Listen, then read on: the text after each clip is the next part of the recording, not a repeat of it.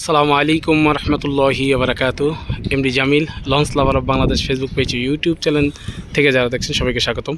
আপনারা দেখছেন MB Kuakata 5কে scrap করে ফেলা হচ্ছে। কর্তৃপক্ষ এটিকে আর নির্মাণ করবে না, তাই তাদের সিদ্ধান্ত অনুযায়ী এমবি কুয়াকাটা 5কে পানিতে ভাসানোর আগেই স্ক্র্যাপ করে ফেলা হচ্ছে। দেখতেই পাচ্ছেন একটি ভালো ডাইমেনশনের নৌযান ছিল এটি। যদি এই নৌযানটি নতুন করে সি সার্ভে করে ভোলা আয়শাবাদ চরবেশন বা মনপুরা হাতিয়া এইরকম কোনো রুটে দিত, তাহলে হয়তো বা ব্যবসা সফল হতে পারতো এই নৌযানটি।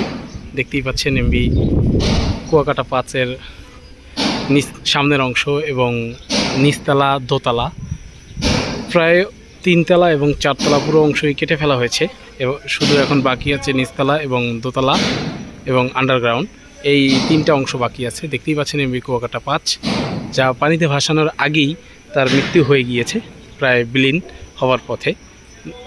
কর্তৃপক্ষ যদি এই নৌযানটিকে বেশ দ্রুততার সাথে বানিয়েছিল, কিন্তু পদ্মা সেতু হওয়ার পরে নৌ সেক্টর থেকে প্রায় পানিতে ভাসানোর আগেই বিদায় নিচ্ছে এমবি কুয়াকাটা 5।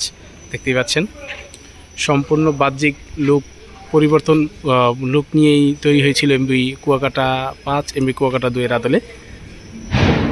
এমবি কুয়াকাটা 5 নৌযানটিকে কেটে ফেলা হচ্ছে, দেখতে পাচ্ছেন। তো এই ছিল আজকের ভিডিও। আসসালামু আলাইকুম রহমতুল্লাহি বারাকাতু।